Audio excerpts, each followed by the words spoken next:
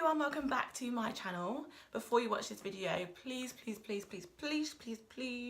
hit the subscribe button and subscribe to me and turn on notifications so you're notified every single time I upload a video. I'm going to try and make this video as quick and as I don't know how I got a training contract when I can't even speak. I'm going to try and make this video as quick and as informative as possible. So yeah, first of all, a little bit of background information about me. I'm 24 years old and I graduated university in 2014. Yeah, I graduated in 2014.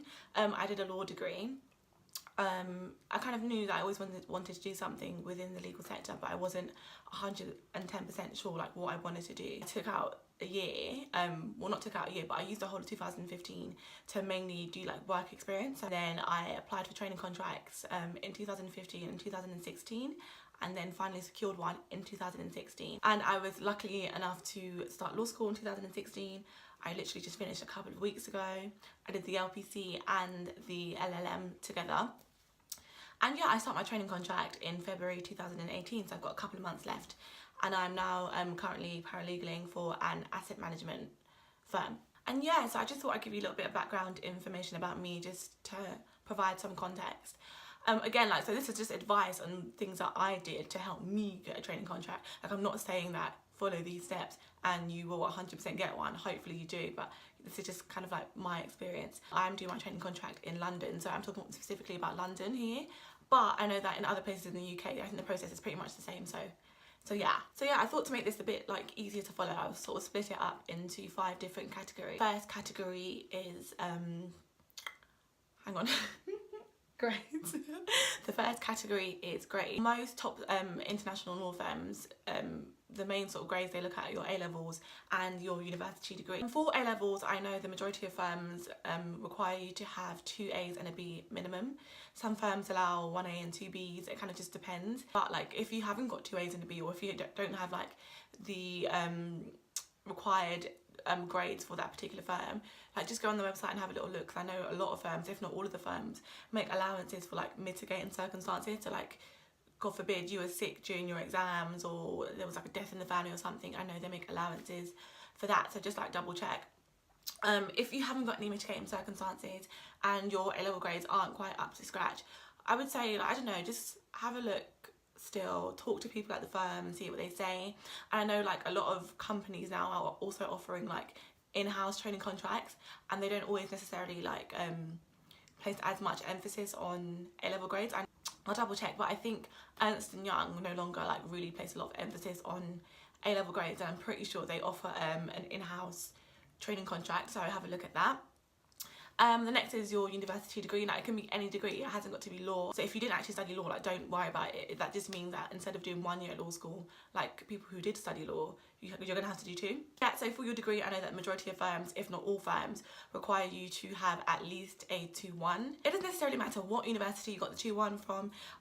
Well, I'll say that with a pinch of salt. I think from my experience, so when I was applying for university, I needed 3 A's to get into my firm choice. I got 2 A's and a B, so I didn't get into my firm, and I was devastated. So I ended up going to my what's it called, my second option, or my backup, or whatever it's called, backup option. And I thought, yeah, that's it, like, I'm finished. How am I meant to, if I don't go to a top 20 university, how am I meant to get a training contract at a top firm? In saying that, I still got one. So if you got the grades, that's the main thing, basically, is what I'm trying to say. Like, just make sure you get the grade. Number 2, the next thing I'm going to speak about is work experience. And I think, you know, it's really key to try and get some work experience whilst you're at your university. I think if you can bag like a bunch of good work experience and have that on your CV while you're still at uni, you'll be laughing. If not, secure some afterwards. It doesn't actually matter, just get some. And I know it's definitely hard to get work experience sometimes, but you know, try your best. There's quite a few things you can get involved in, and a lot of them help you get work experience, or kind of just, you know, prepare you to the point where, like, if you apply for work experience and you get an interview, you'll be ready and more likely to secure the work experience. Off the top of my head, there were some that I thought, like, specifically for like black and minority ethnic students, like SEO London, Rare Recruitment, the Black Lawyers Directory, Legal Launchpad Programme. I'll leave a list of stuff below in the description box. So, insight days, vacation schemes, placements. It hasn't even got to be at a law firm. If you get a work experience at a bank or anything that you can kind of relate to the legal field, then that will be good for your CV. A lot of law firms are trying to recruit more directly from the vacation schemes. So if you can get onto a vacation scheme, I think that would be great as well. If you're in first year, I don't think vacation schemes are directly open to you, but there's like loads of other things that you can get involved in. Like there's first year insight days and things like that. You can get involved in a different number of ways. If you're in second year, third year, graduate, vacation schemes are what you should kind of be focusing on, I think. Obviously make some direct application. If you really want to get your foot in the door and secure a training contract at a particular firm, I think a vacation scheme is really the best way to go. My third kind of tip or whatever is to be interesting. Be interesting, like have like something different about you. It's so ridiculously competitive, do you know what I mean? Like you could have work experience at a top investment bank or a top law firm and but so does Tom, Dick and Harry, do you know what I mean? Like you need to have something that makes you stand out. I was really fortunate to be able to do quite a few placements at a lot of really, really good top firms. But in my interviews, the majority of the time, like, you know, obviously they'd ask me about my experience and what I did there, but they were more focused on, you know, what I did at the weekend, what hobbies I had, what I did with my singing and dancing when I was younger, that kind of thing. Like, so have something that, you know, is a conversation starter, like something unusual about you. Nothing crazy, like use your brain, like you know what I'm talking about, something, you know, something not too wild, but something that will make you stand out in a good way. Have a bit of, you know, about you. My fourth tip, which I actually personally think is the most important tip, is to have a backup plan.